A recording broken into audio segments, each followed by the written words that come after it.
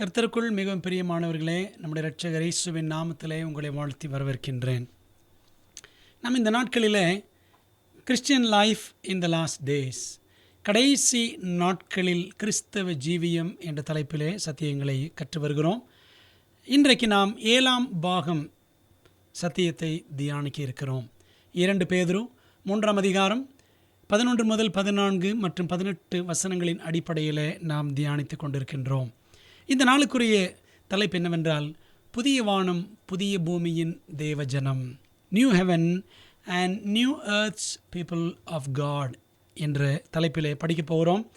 நமது தியானத்திற்குரிய வசனம் 2 பேதுரு 3ஆம் அதிகாரம் 13ஆம் வசனம்.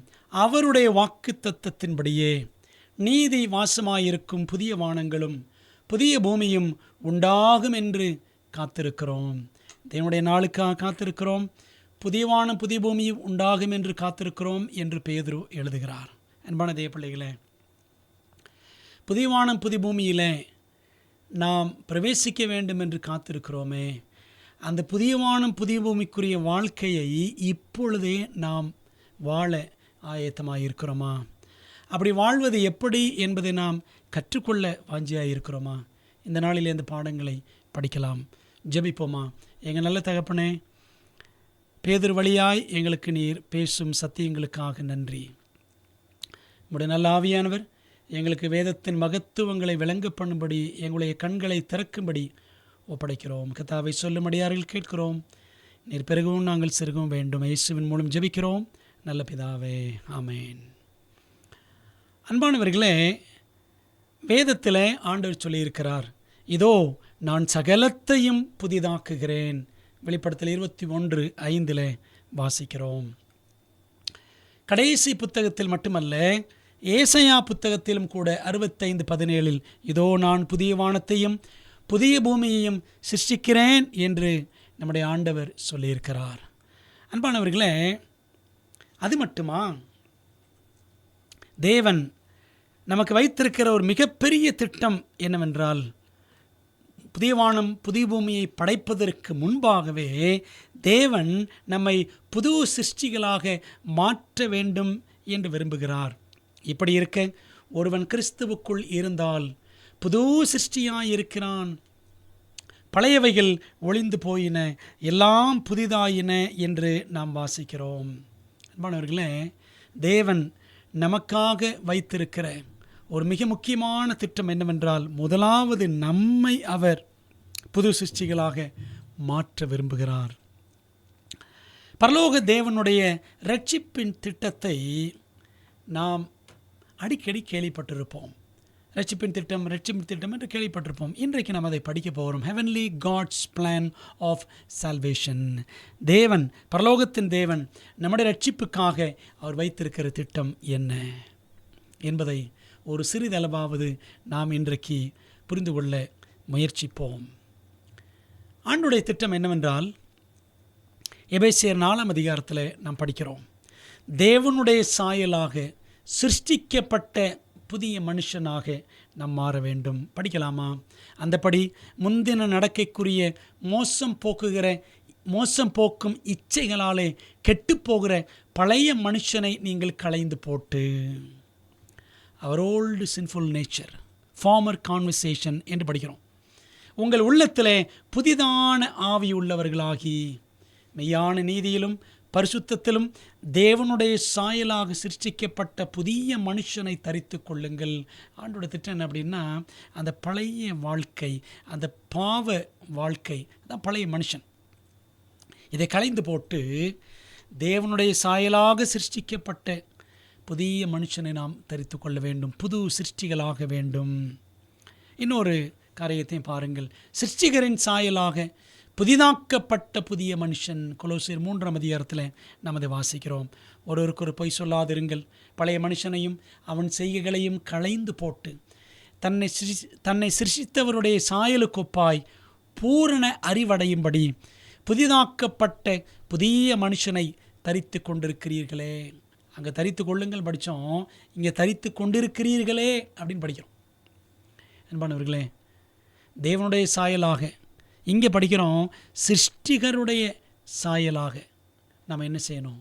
ஒரு புதிய மனுஷனாய் மாற வேண்டும் என்பதுதான் பரலோக தேவனுடைய இரட்சிப்பின் திட்டம். நீங்களும் நானும் கிறிஸ்துவை போல மாற வேண்டும் என்று பிதாவாகிய தேவன் விரும்புகிறார்.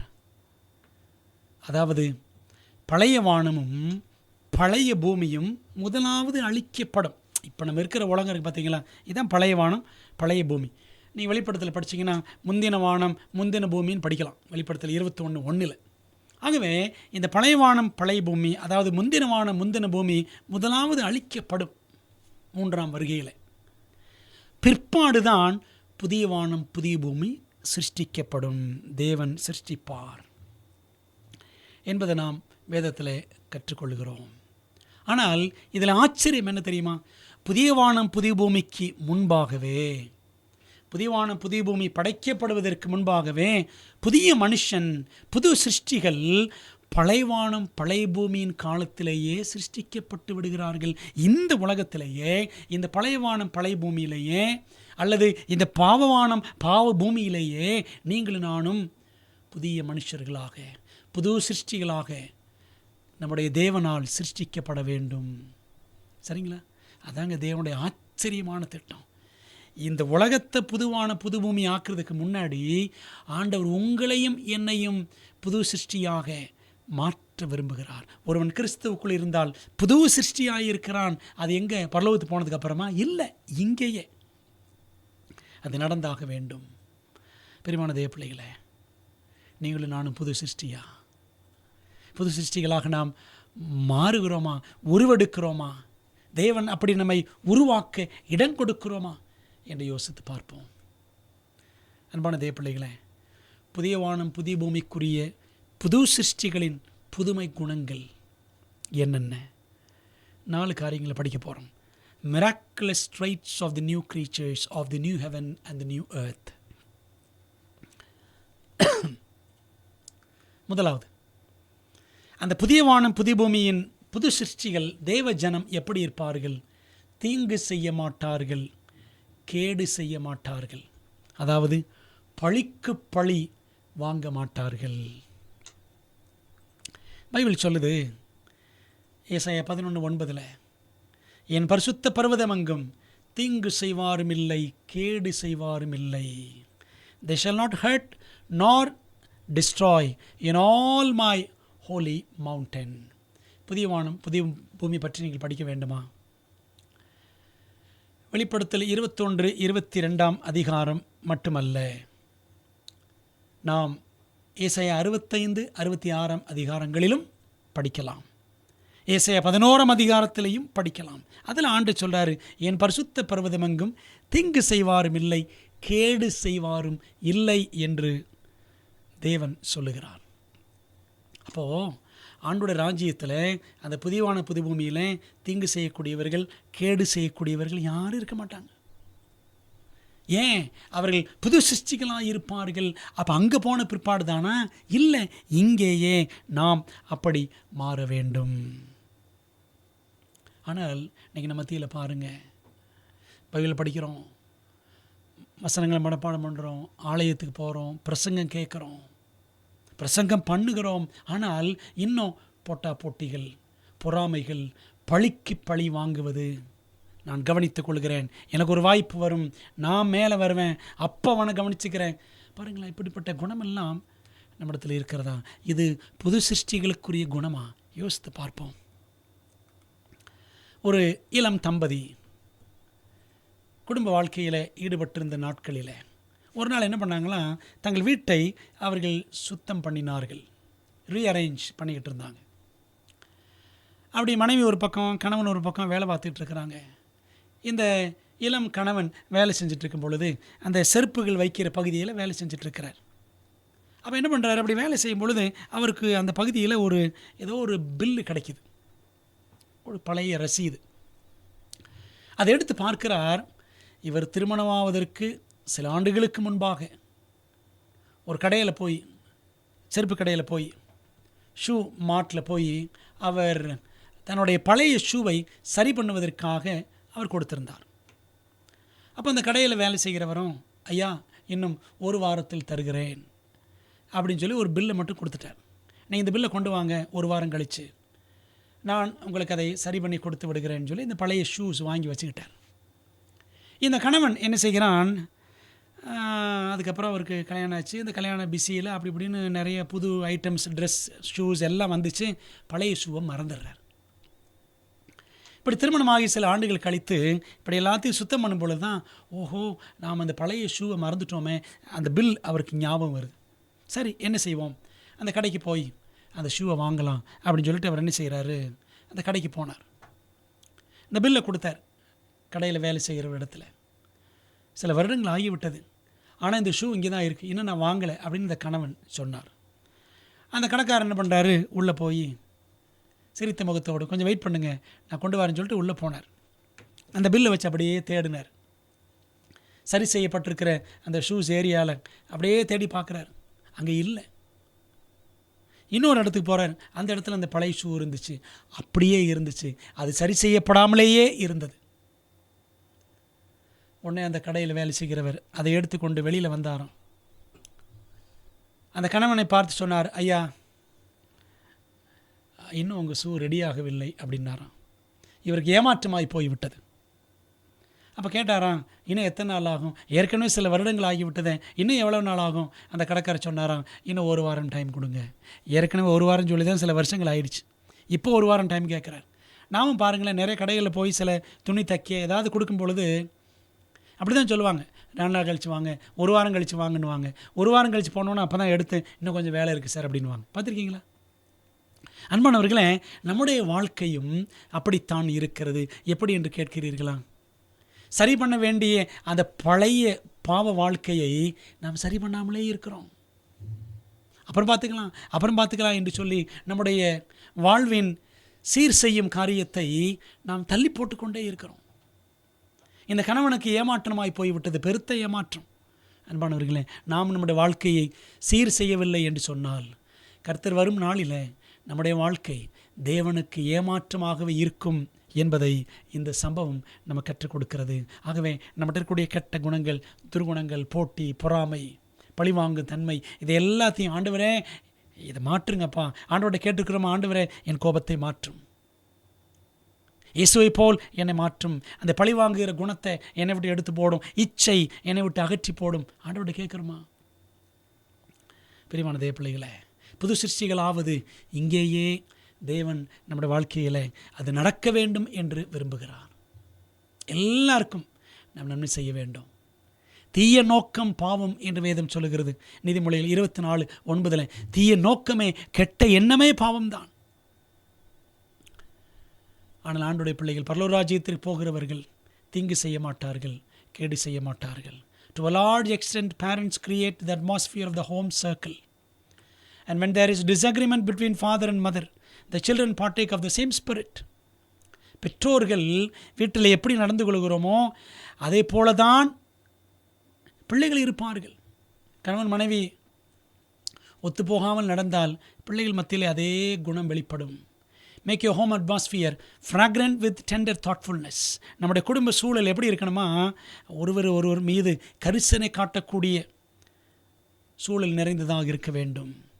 If you have become a stranger and have failed to be Bible Christians, be converted. வேதாகம கிறிஸ்தவர்களாக இருப்பதில் நீங்கள் தவறி அந்த நிலைப்பாட்டிலிருந்து தூரம் போயிருப்பீர்கள் என்று சொன்னால் நீங்கள் மனமாற்றம் அடைய வேண்டும். For the character you bear in probationary time will be the character you will have at the coming of Christ. இந்த தவணையின் காலத்தில், இந்த கிருபையின் காலத்தில் என்ன குணத்தோடு இருக்கிறோமோ இதே குணம்தான் அவருடைய வருகை நாளிலும் வெளிப்படும். அவனுடைய 2ஆம் வருகையில் என் குணம் மாறிடும் அப்படின்னு நினைக்கக்கூடாது. பிரியமான தேவ பிள்ளைகளே, ஆகவே நம்முடைய குணத்தை நம்ம குடும்பத்தில் நாம் சரியாக காட்ட வேண்டும். If you would be a saint in heaven, you must be first a saint on earth. பரலோகத்தில் நீங்கள் பரிசுத்தமானாக விளங்க வேண்டும் என்றால் முதல்ல பூமியில் பரிசுத்தமானாக இருக்க வேண்டும். The traits of character you cherish in life will not be changed by death or by the resurrection. நம்முடைய வாழ்க்கையில் இருக்கிற அந்த குணலட்சணங்கள், குணக்கூறுகள் மரணத்தில் மாற்றம் அடைந்துவிடும், உயிர்த்தெழுதலில் மாற்றம் அடைந்துவிடும் என்பது கிடையாது. You will come up from the grave with the same disposition you manifested in your home and in society. வீட்டிலையும் சமுதாயத்திலையும் என்ன குணத்தை காமிச்சோமோ அதே குணத்தோடு தான் கல்லறையிலிருந்து நாம் குழியிலிருந்து வெளியே வருவோம். Jesus does not change the character that is coming. ஆண்டவர் நம்முடைய குணத்தை அவருடைய வருகையின் போது நம்முடைய குணத்தை மாற்றுவதில்லை. The work of transformation must be done now. Our daily lives are determining our destiny. அப்போ அந்த குணமாற்றம் என்ற பணி இப்பொழுதே நடக்க வேண்டும். நம்முடைய அன்றாட வாழ்க்கை நம்முடைய நித்தியத்தை தீர்மானிக்கும் அப்படின்னு அட்வென்டிஸ்ட் ஹோம் பக்கம் 16 வாசிக்கிறோம். ஆக பிரியமானவர்களே, இந்த தீங்கு செய்தல், கேடு செய்தல், பழி வாங்குதல், இது எல்லாத்தையும் நாம் இப்பொழுதே ஒழித்து கட்ட வேண்டும். 1 பேதுரு 2ஆம் அதிகாரம் முதல் 3 வசனங்களை படித்து பாருங்கள். கர்த்தர் தயை உள்ளவர் என்பதை நீங்கள் ருசி பார்த்தது உண்டானால் சகல துர்க்குணத்தையும், சகலவித புறங்கூறுதலையும், சகலவித கபடத்தையும் எல்லாத்தையும் ஒழித்து விடுங்கள் அப்படின்னு பேதுரு சொல்லுவார். அன்பானவர்களே, நம்ம அதை செய்கிறோமா? சிந்திக்கணும். 2வது, புதிய வானம் புதிய பூமியின் தேவ ஜனங்கள் எப்படி இருப்பார்கள்? இங்கேயே மன்னிக்கப்பட்டவர்களாக இருப்பார்கள், மன்னித்து கொண்டே இருப்பார்கள். மன்னியாமை, மன்னிக்க இயலாமை எனும் பாவ வியாதிகள் புது சிருஷ்டிகளிடம் காணப்படாது. ஒருத்தரை மன்னிக்க முடியலன்னு வச்சுக்கோங்களேன், எப்படி அந்த நபர் புது சிருஷ்டி என்று சொல்ல முடியும்? பைபிள் சொல்லுது பாருங்க, ஏசாயா 33:24, வியாதிப்பட்டிருக்கிறேன் என்று நகரவாசிகள் சொல்வதில்லை. பரலோக ராஜ்யத்தில் புதியவான புது பூமியில் வியாதிகள் இருக்காது, வியாதியஸ்தர்கள் இருக்க மாட்டார்கள். அதில் வாசமாயிருக்கிற ஜனத்தின் அக்கிரமம் மன்னிக்கப்பட்டு இருக்கும். இன்றைக்கி நம்முடைய வியாதிகள்னால தாங்க, நம்முடைய பாவங்களால் தான் வியாதிகள். ஆனால் பரலோகத்தில் என்ன இருக்காது? பாவம் இருக்காது, வியாதியும் இருக்காது. எல்லாருடைய அக்கிரமங்களும் மன்னிக்கப்பட்டு இருக்கும். அன்பானவர்களே, அப்போது அங்கே எல்லாரும் மன்னிக்கப்பட்டவர்களாக இருப்போம் என்று சொன்னால், இங்கேயே அந்த மன்னிப்பை, அந்த தெய்வீக மன்னிப்பை நம்முடைய அன்றாட வாழ்க்கையில், குடும்ப வாழ்க்கையில், வேலை ஸ்தலத்தில் நம்ம செயல்படுத்த வேண்டும்.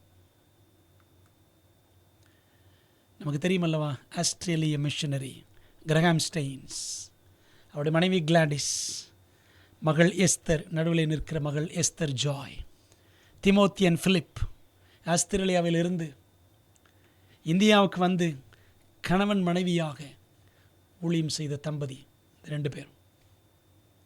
ஆனால் இந்தியா இந்த குடும்பத்திற்கு செய்த கொடுமை என்ன தெரியுமா? 1999ஆம் வருஷம்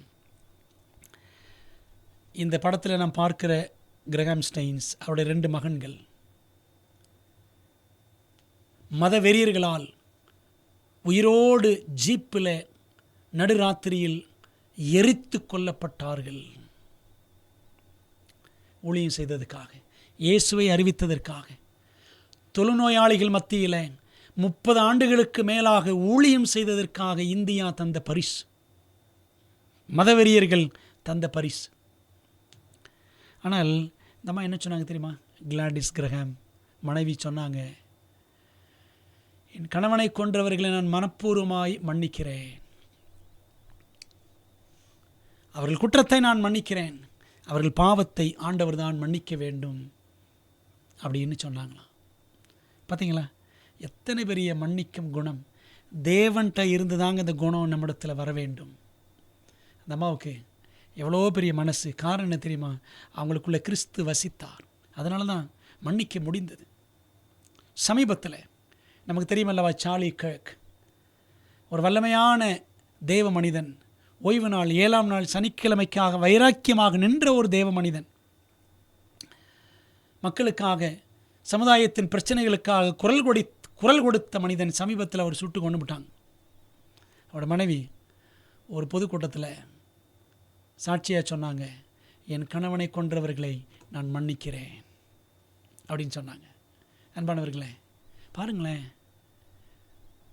இப்படிப்பட்ட தேவ பிள்ளைகளும் இப்படிப்பட்ட புது சிருஷ்டிகளும் இருக்கத்தான் செய்கிறார்கள். நாம் எப்படி இருக்கிறோம் நம்முடைய குடும்பங்களில்? இன்றைக்கி பார்த்தீங்கன்னா எத்தனை விவாகரத்துகள், கணவன் மனைவி பிரச்சனைகளுக்கு இடையில பார்த்தீங்கன்னா விரிசல்கள், குடும்பங்கள் உடைகின்றன. இந்த மன்னிக்கிற குணம் இன்றைக்கி இல்லை. எப்படி புதிய சிருஷ்டிகளாக, புதிய வானம் புதிய பூமியின் புது சிருஷ்டிகளாக நாம் மாற முடியும்? மாறுகிறோமா? யோசித்து பார்ப்போம்.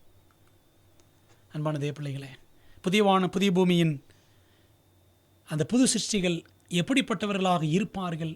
இங்கேயே 3வது பாடம், கர்த்தரின் மகிமையை அறிந்திருப்பார்கள், கர்த்தரின் மகிமையினால் நிறைந்திருப்பார்கள். ஏசாயா 11ஆம் அதிகாரம் 9ஆம் வசனம் ஏற்கனவே படித்தோம்.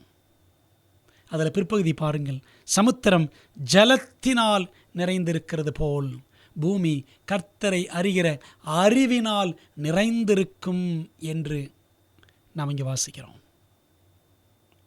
அன்பானவர்களே, இதே வசனத்தை இன்னொரு இடத்துல நாம் படித்தோம் என்றால் ஆபூக் 2ஆம் அதிகாரம் 14ஆம் வசனம், சமுத்திரம் ஜலத்தினால் நிறைந்திருக்கிறது போல் பூமி கர்த்தருடைய மகிமையை அறிகிற அறிவினால் நிறைந்திருக்கும். முந்தின வசனத்தில் என்ன படிக்கிறோம்? பூமி கர்த்தரை அறிகிற அறிவினால் நிறைந்திருக்கும். இந்த வசனத்தில் பூமி கர்த்தருடைய மகிமையை அறிகிற அறிவினால் நிறைந்திருக்கும் அப்படின்னு படிக்கிறோம். அன்பான தேவ பிள்ளைகளே, அப்படியானால் கர்த்தரை அறிவது என்றால் என்ன? யோவான் 17:3 வாசிக்கிறோம். இயேசு சொன்னார், ஒன்றான மெய் தேவனாகி உம்மையும் நீர் அனுப்பினவராகிய இயேசு கிறிஸ்துவையும் அறிவதே நித்திய ஜீவன். Knowing Jesus is the eternal life. Knowing God the Father, knowing God the Son is the eternal life. பிதாவையும் குமாரனையும் அறிவதே நித்திய ஜீவன். அறிதல் என்றால் என்ன? நெருக்கமாயிருத்தல். ஆதாம் தன் மனைவியாகி ஏவாளை அறிந்தான் அப்படின்னு படிக்கிறோம். அது 4:1. அறிதல். அப்போ அறிதல்னா நெருக்கமாயிருப்பது. கணவன் மனைவிக்கு இடையில் இருக்கிற இந்த நெருக்கத்தை அறிதல் என்று வேதம் சொல்லுகிறது. அப்போ அறிதல் என்றால் என்ன? 2 பேர் ஒருவர் நேசிக்கிற 2 பேர் நெருக்கமாயிருப்பது. அன்பானவர்களே, நாம் தேவனோடு நெருக்கமாய் இருக்கிறோமா? நெருக்கமான உறவில் இருக்கிறோமா? க்ளோரி, மகிமை, பூமி கர்த்தருடைய மகிமையை அறிகிற அறிவினால் நிறைந்திருக்கும். மகிமை என்றால் என்ன? மகிமை என்றால் நாமம், நாமம் என்றால் குணம். Glory means name, name means character. நீ பைபிளில் பாருங்க, மோசே ஆண்டவர்கிட்ட கேட்டார், ஆண்டவரே உம்முடைய மகிமையை எனக்கு காண்பித்தரலும் அப்படின்னு கேட்டார். முதல்ல ஒரு ஃபார்முலா பார்த்தோம்ல, ஈக்குவேஷன், க்ளோரி, நேம், கேரக்டர். அதை தான் படிச்சுட்ருக்குறோம். ஆண்டவர்கிட்ட மகிமையை காட்டும் என்று மோசே கேட்ட உடனே ஆண்டு திடீர்னு ஒரு பிரைட் லைட் அடித்தாரா? இல்லை. ஒரு பிரகாசமான வெளிச்சத்தை காண்பித்தாரா? அப்படி இல்லை. பாருங்களேன், யாத்திரை 34:6 படிக்கிறோம். கர்த்தர் அவனுக்கு முன்பாக கடந்து போகிற போது அவர் கர்த்தர், கர்த்தர் இரக்கமும் கிருபையும் நீடிய சாந்தமும் மகா தயையும் சத்தியமும் உள்ள தேவன், 1000 தலைமுறைகளுக்கு இரக்கத்தை காக்கிறவர், அக்கிரமத்தை மீறுதலையும் பாவத்தையும் மன்னிக்கிறவர், குற்றவாளியை குற்றமற்றவனாக விடாமல் பிதாக்கள் செய்த அக்கிரமத்தை பிள்ளைகளிடத்திலும் பிள்ளைகளுடைய பிள்ளைகளிடத்திலும் 3ஆம் 4ஆம் தலைமுறை மட்டும் விசாரிக்கிறவர் என்று கூறினார் என்று என்ன சொல்கிறாரு? மகிமையை கேட்டால் அவர் தம்முடைய நாமத்தை சொல்லுகிறார். அப்படி தானே படிக்கிறோம்? அவருடைய தம்முடைய நாமத்தை வெளிப்படுத்துகிறார். அந்த நாமத்தில் என்ன இருக்கிறது? அவருடைய குணம் வெளிப்படுகிறது. புரியுதுங்களா? மகிமை, நாமம், குணம். பூமி கர்த்தருடைய மகிமையை அறிகிற அறிவினால் நிறைந்திருக்கும் என்றால் கர்த்தருடைய குணத்தை அறிகிற அறிவினால் நிறைந்திருக்கும்.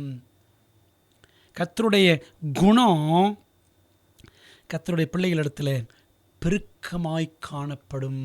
அதாங்க உண்மை. நீங்களும் நானும் இந்த உலகத்தின் கடைசி நாட்களில் இருக்கிறோம். தேவ குணம் நம்முடைய வாழ்க்கையில் நிரம்பி வழிகிறதா? என் பாத்திரம் நிரம்பி வழிகிறது என்று தாவீது சொல்லுகிறார். என்ன அர்த்தம்? தேவனுடைய குணம், அவரை அறிகிற அறிவு நம்மிடத்தில் பெருகி காணப்படும். அவருடைய அறிவு, அவரை அறிகிற அறிவு பெருக பெருக அவருடைய குணம் நம்மிடத்தில் பெருகிக்கொண்டே இருக்கும். அன்பானவர்களே, இப்போ 3வது காரியம் என்ன? புதிய பூமியின் கிறிஸ்தவர்கள், புது சிருஷ்டிகள் எப்படி இருப்பாங்கன்னா, கர்த்தரின் மகிமையை அறிந்திருப்பார்கள், கர்த்தரின் மகிமையால் நிறைந்திருப்பார்கள், கர்த்தருடைய குணத்தை அறிந்திருப்பார்கள், கர்த்தருடைய குணத்தினால் நிறைந்திருப்பார்கள். நான்காவதாக, புதிய பூமியின் கிறிஸ்தவர்கள் எப்படிப்பட்டவர்கள்? நீதி அவர்களுக்குள் வாசமாயிருக்கும், அவர்கள் நீதிக்குள் வாசமாயிருப்பார்கள். அப்படித்தானே பேதுரு சொல்கிறாரு, 2 பேதுரு 3:13. அவருடைய வாக்கு தத்தத்தின்படியே நீதி வாசமாயிருக்கும் புதிய வானங்களும் புதிய பூமியும் உண்டாகும் என்று காத்திருக்கிறோம். நீதி வாசமாயிருக்கும் புதிய வானங்கள், புதிய பூமி. New heavens and a new earth wherein dwelleth righteousness.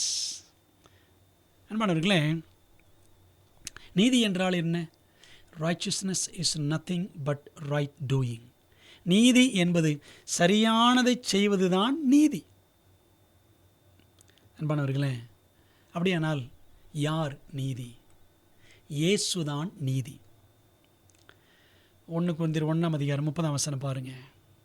30-31 இந்த 2 வசனங்களை படித்தோம் அப்படின்னு சொன்னால், அந்தபடி நீங்கள் அவராலே கிறிஸ்து இயேசுக்குட்பட்டிருக்கிறீர்கள். எழுதியிருக்கிறபடி மேன்மை பாராட்டுகிறவன் கர்த்தரை குறித்தே மேன்மை பாராட்டத்தக்கதாக அவரே, இயேசுவே, தேவனால், பிதாவாகிய தேவனால் நமக்கு ஞானமும் நீதியும் பரிசுத்தமும் மீட்புமானார். Christ is our righteousness. இப்போ சரியானதை செய்வதுதான் நீதி. அப்போ இயேசுவானவர் எப்படி ஒரு மனிதன் சரியாக வாழ்ந்து காட்ட வேண்டும் என்பதை அவர் இந்த உலகத்திலே மனிதனாக வந்து வாழ்ந்து காண்பித்திருக்கிறார். இயேசு தாங்க நீதி. பைபிள் அப்படித்தான் சொல்லுது. அப்போது இயேசுவை விசுவாசிக்கிறவர்கள் இயேசுவை போலவே இந்த உலகத்தில் வாழ வேண்டும். அவருடைய குணத்தை வெளிப்படுத்த வேண்டும். நம்ம யார் குணத்தை வெளிப்படுத்துகிறோம்? இயேசுவின் குணத்தை வெளிப்படுத்துகிறோமா? பிசாசின் குணத்தை வெளிப்படுத்துகிறோமா? மிருக குணமா அல்லது மீட்பரின் குணமா? எந்த குணத்தை வெளிக்காட்டுகிறோம்? நீதி வாசமாயிருக்கும் புதிய வானங்கள், புதிய பூமி. அந்த நீதி முதல்ல நமக்குள்ளே இங்கே இருக்க வேண்டும். அந்த நீதி யார்? இயேசுதான் நீதி. அந்த நீதி எது? கட்டளைகள் தான் நீதி. சங்கீதம் 119-172 முத கற்பனைகள் எல்லாம் நீதி உள்ளவைகள். கற்பனைகள் தாங்க நீதி. For all the commandments are righteousness என்று படிக்கிறோம். அப்போது புது சிருஷ்டிகள் யார் அப்படின்னா, அவர்கள் இயேசுவை நேசிப்பார்கள், இயேசுவை தங்கள் வாழ்க்கையில் வெளிக்காட்டுவார்கள். இயேசுவானவர் கொடுத்திருக்கிற கற்பனைகளின்படி அவர்கள் இந்த உலகத்தில் அவருடைய பலத்தினால், அவருடைய ஆவியின் வல்லமையினால் கற்பனைகளின்படி வாழ்வார்கள். ஆனால் இதில் வேதனைக்குரிய விஷயம் என்ன தெரியுமா? இயேசுவை நம்புகிறோம், இயேசுவை நம்புகிறோம் என்று சொல்லக்கூடிய பெரும்பான்மை கிறிஸ்தவம், ஏராளமான கிறிஸ்தவ திருச்சபைகள் இன்றைக்கி 10 கற்பனைகளை தூக்கி எறிந்து விட்டன.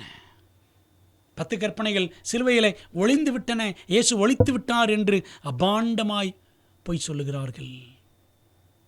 அதுவும் ஒரு கத்தோலிக்க பொய் தான். ஏன் தெரியுமா? 10 கற்பனைகளை மாற்றினவர்களும் கத்தோலிக்க சபையார் தான். 2வது கட்டளையை நீக்கிவிட்டார்கள், சிலை வணக்கம் அவர்களுக்கு வேண்டும் என்பதற்காக. 4வது கட்டளையை மாற்றிவிட்டார்கள், ஓய்வு நாளை சனிக்கிழமையிலிருந்து ஞாயிற்றுக்கிழமைக்கு. பைபிள் படி வாரத்தின் 7ஆம் நாளிலிருந்து வாரத்தின் 1ஆம் நாளுக்கு மாற்றிவிட்டார்கள். கிபி 321ஆம் ஆண்டிலே மார்ச் 7ஆம் தேதி அந்த மாற்றத்தை கத்தோலிக்கம் செய்தது. கொனஸ்தாந்தராயன் அந்த மாற்றத்தை செய்தான். ஓய்வு நாளை ஞாயிற்றுக்கிழமைக்கு மாற்றினான். அன்பான தேவ பிள்ளைகளே, பார்த்தீங்களா? 2ஆம் கற்பனை நீக்கினாங்க, 4ஆம் கற்பனையை மாற்றினாங்க, 10ஆம் கற்பனையை 2ஆக பிரித்தார்கள். ஏன்னா 2ஆம் கற்பனை நீக்கியாச்சுல்ல, 9 கட்டளைகள் தான் இருக்கிறது. ஆகவே 10 வேண்டுமே, 10ஆம் கட்டளை 2 ஆக்கிட்டாங்க. பிறனுடைய மனைவி இச்சையாது இருப்பாயாக, அதுக்கப்புறம் பிறனுடைய பொருள் எதையும் இச்சையாது இருப்பாயாக. இந்த 2 சேர்ந்தால் தான் 10 கட்டளை, 10வது கட்டளை பைபிளில். ஆனால் கத்தோலிக்க என்ன பண்ணுச்சு அப்படின்னா, கத்தோலிக்க சபை 10வது கட்டளை 2ஆக பிரிச்சிருச்சு. உம்முடைய கட்டளைகள் எல்லாம் நீதி உள்ளவைகள் பைபிளில் படிக்கிறோம்.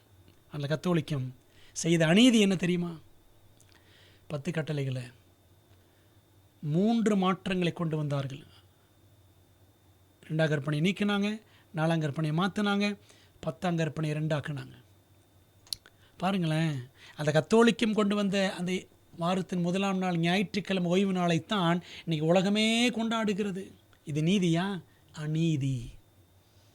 பிரியமான தேவ பிள்ளைகளே, அப்போ இயேசுவை நேசிக்கிறோம் என்று சொல்லுகிறவர்கள் அவருடைய கட்டளைகளையும் கடைபிடிப்பார்கள்.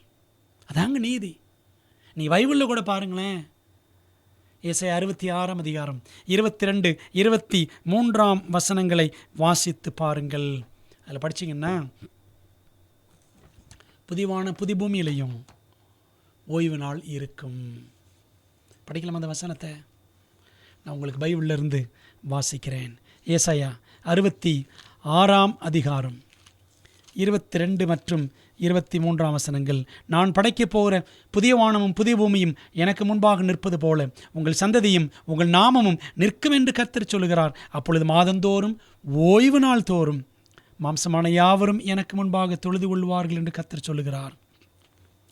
ஓய்வு நாள் 7ஆம் நாள் ஏதேனில் இருந்தது.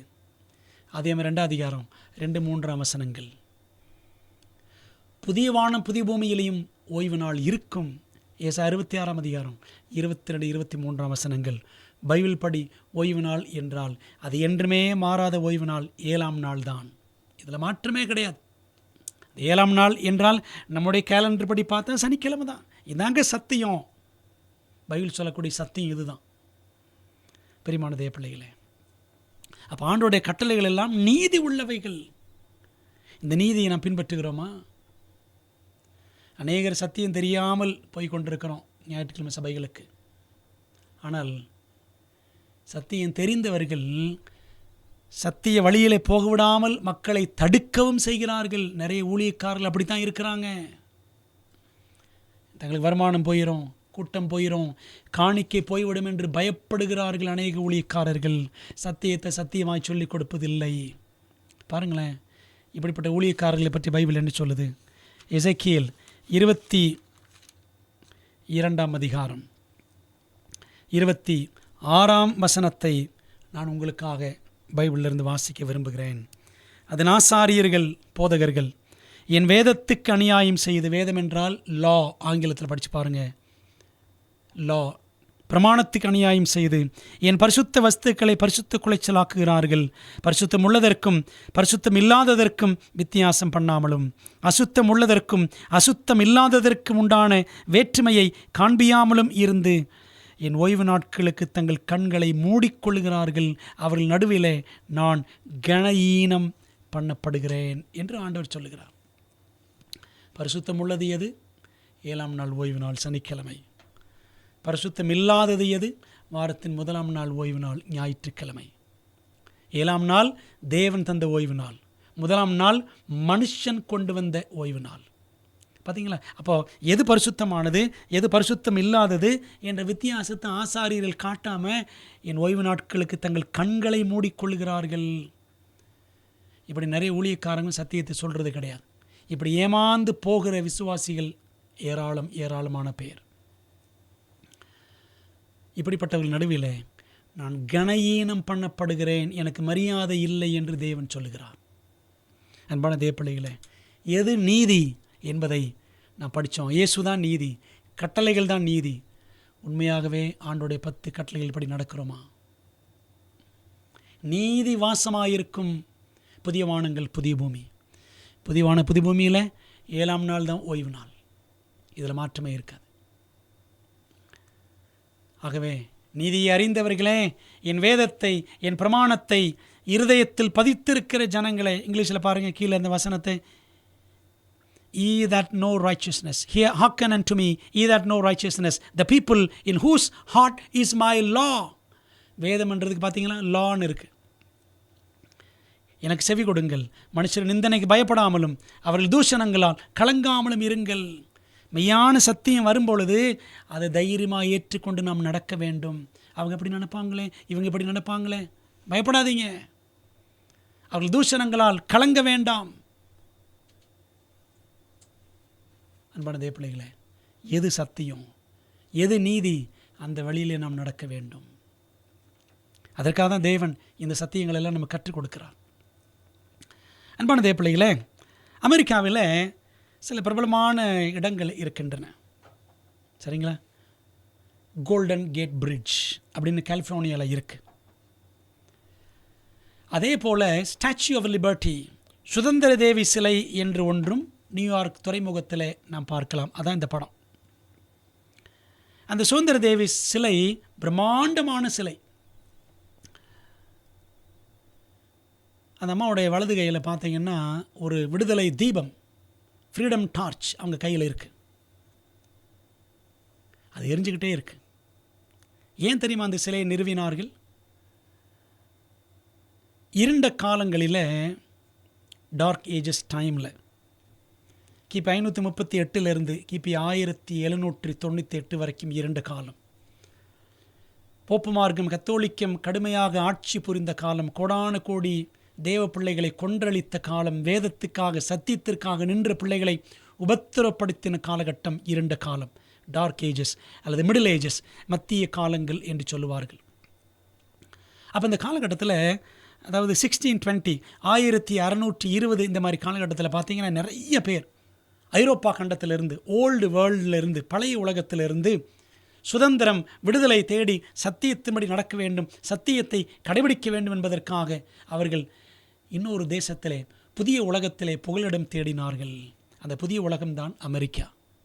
1620 1620 ஆண்டில் என்ன பண்ணாங்கன்னா, மேஃப்ளவர் அப்படின்ற ஒரு கப்பலில் நிறைய பேர் ஐரோப்பாவிலிருந்து தப்பிச்சு ஓடி வந்தாங்க. கத்தோலிக்கத்தின் பிடியிலிருந்து தப்பித்து சத்தியத்தின்படி வாழ்வதற்காக அவர்கள் புகுந்தார்கள். அந்த இடம்தான் அமெரிக்கா. இப்படி சத்தியத்தின்படி நடக்க வேண்டும் என்று தேடி ஓடி வருகிறவர்களுக்கு அடையாளம் காட்டும் விதமாக ஒரு கலங்கரை விளக்கமாக சுதந்திர தேவி சிலையை நிறுவினார்கள். உங்களுக்கு சுதந்திரம் வேண்டுமா, விடுதலை வேண்டுமா, இங்கே வாருங்கள், எங்கள் நாட்டுக்கு வாருங்கள் என்று அர்த்தம். அன்பானவர்கள், ஒரு காலத்தில் அமெரிக்கா புரோட்டஸ்டன்ட் கண்ட்ரியாக இருந்தது. சீர்திருத்த கிறிஸ்தவ நாடாக, பைபிள் படி நடக்கிற ஒரு நாடாக இருந்தது. ஆனால் இன்றைக்கு அது ஒரு கத்தோலிக்க நாடாக மாறிவிட்டது. பிரியமானவர்களே, அப்போ மெய்யான சுதந்திரம் இன்றைக்கி அமெரிக்காவில் கிடைக்காது. மெய்யான சுதந்திரம் நமக்கு எங்கே கிடைக்கும் என்றால், சிலுவையிலே தொங்கின இரட்சகர், சிலுவை மரத்திலே தொங்கின நம்ம இரட்சகர், எல்லாரும் என்னிடத்தில் வாருங்கள், நான் உங்களுக்கு இளைப்பாறுதல் தருவேன், விடுதலை தருவேன் என்று சொல்லி அவர் நம்மை அழைக்கின்றார். ஆக பிரியமானவர்களே, அந்த புதியவான புதிபூமியில் பிரவேசிக்க வேண்டும், பரலோகத்தில் இயேசுவோடு என்றென்றும் நாம் வாழ வேண்டும் என்று சொன்னால் இயேசுவிடம் நாம் ஓடி வர வேண்டும். மெய்யான விடுதலை அவரிடம்தான் நமக்கு உண்டு. ஆகவே ஆண்டுக்கு ஒப்பு கொடுப்போமா?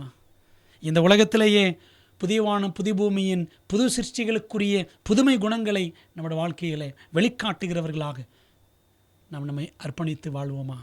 ஆவியானவர் அப்படிப்பட்ட மாற்றத்தை நமக்குள்ளே செய்து கிறிஸ்துவின் குணலட்சணங்களை நம்ம உண்டாக்க வல்லவராக இருக்கிறார். ஜெபிப்போம். எங்கள் நல்ல தகப்பனே, இந்த நாளிலே நாங்கள் படிக்கிற நல்ல சத்தியங்களுக்கு நமக்கு நன்றி செலுத்துகிறோம். கடைசி நாட்களின் கிறிஸ்தவ ஜீவியம் எப்படி இருக்க வேண்டும் என்பதை எங்களுக்கு பேதுரு வழியாய் போதிக்கிறீர். நன்றி தகப்பனே. ஆவியானவருடைய நடத்துதலுக்காக நன்றி. கிறிஸ்தவ வெளிக்காட்டும் புது சிருஷ்டிகளாக எங்களை மாற்றும், எங்களை சாட்சிகளாய் நிறுத்தும். பரலோகத்துக்குரிய வாழ்க்கையை பூலோகத்திலே வாழ்வதற்கு எங்களை பலப்படுத்தும்.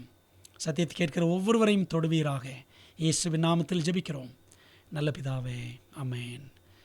அன்பானவர்களே, கர்த்தர் உங்களை ஆசீர்வதிப்பாராக. ஆமேன்.